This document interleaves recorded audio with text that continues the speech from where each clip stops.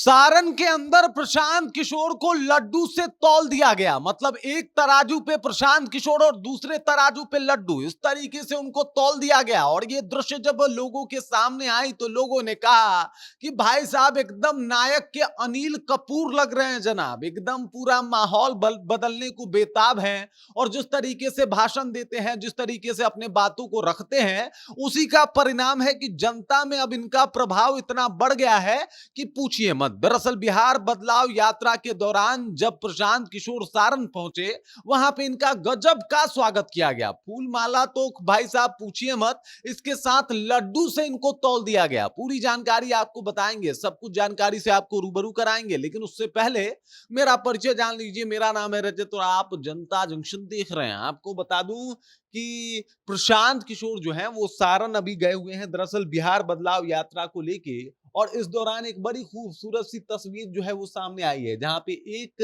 तराजू के एक पलड़े पे जो है वो प्रशांत किशोर बैठे हैं और दूसरे पलड़े पे लगातार लड्डू रखा जा रहा है। ये लड्डू देख लीजिए, ला के रखा जा रहा है। लोग एकदम कैमरा से सब कुछ रिकॉर्ड कर रहे हैं और जिस तरीके से लड्डू रखा जा रहा है, जो तस्वीरें सामने आ रही है, उसमें प्रशांत किशोर को लड्डू से तौल दिया गया है। इस तरीके से उनका भव्य स्वागत किया गया है। और एक कहा जाता है ना कि भाई साहब प्रशांत किशोर के प्रशंसक या फिर प्रशांत किशोर के मानने वाले लोग अपने आप को व्यक्त करने का एक तरीका उन्होंने ढूंढा कि इस बार प्रशांत किशोर जब बिहार बदलाव यात्रा को लेके सारण पहुंचेंगे तो उनका इस तरीके से इस्तकबाल होगा कि भाई साहब सब लोग देखें। और फिर लड्डू से तौल दिया गया इनको।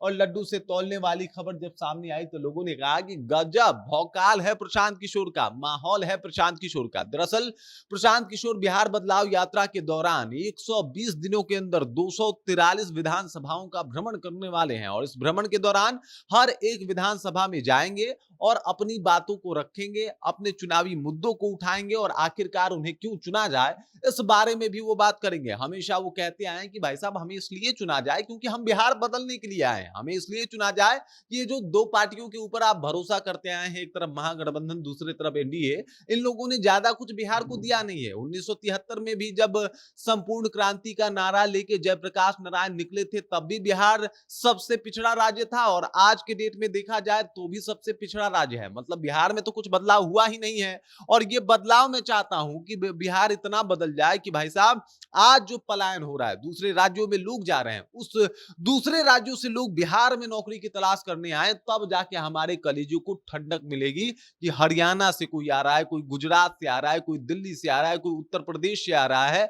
और आके बिहार में रोजगार की तलाश कर रहा है, तब जाके दिल को ठंडक पहुंचेगी। और वैसे भी मैं सीएम बनने नहीं निकला, इतना छोटा सोच लेके नहीं निकला हूं, बल्कि बहुत बड़ा विजन और बहुत बड़ा सोच है। और मेरा सोच है बिहार में बदलाव होना, इसके लिए काम करूंगा। इससे पहले प्रशांत किशोर का एक और बयान आया था कि भाई साहब अगर मुझे 130 से 135 सीटें भी आती है तो मैं अपने आप को हारा हुआ समझूंगा और ये मेरी व्यक्तिगत हार होगी। क्योंकि अगर दोनों पार्टियों को देखा जाए, दोनों तरफ महागठबंधन और एक तरफ एनडीए गठबंधन को देखा जाए, तो दोनों को जो ये बिहार है, बिहार की जनता है, वो देख चुकी है। दोनों से जो है वो सब समझदारी जो दोनों की तरफ से आ चुकी है कि भाई साहब ये लोग कुछ ज्यादा बेहतर कर नहीं पाए हैं बिहार में, और इस वजह से अब बिहार में बदलाव की जरूरत है। और दोनों को देखने और परखने के बाद भी, और मेरा सब कुछ मेहनत लगा देने के बाद, सारा जमा पैसा लगा देने के बाद, पूंजी लगा देने के बाद, लोगों के पास जाने के बाद, लोगों से अपील करने के बाद, 3 साल तक लगातार पद यात्रा के बाद, उसके बाद बिहार बदलाव यात्रा करने के बाद भी लोग मुझे 135 सीटें ही देते हैं,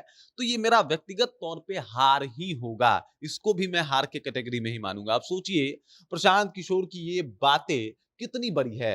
एक इंसान बिहार बदलने के लिए निकलता है और उसके बाद परिणाम और रुझान सामने आने शुरू हो जाते हैं कि अब वो जहां जा रहे हैं, लड्डू से उनका इस्तकबाल किया जा रहा है, लड्डू से उनको तौल दिया जा रहा है। और फिर ये जानकारी जो है लोगों तक पहुंच रही है कि भाई साहब प्रशांत किशोर की फैन फॉलोइंग धीरे धीरे बूस्ट हो रही है।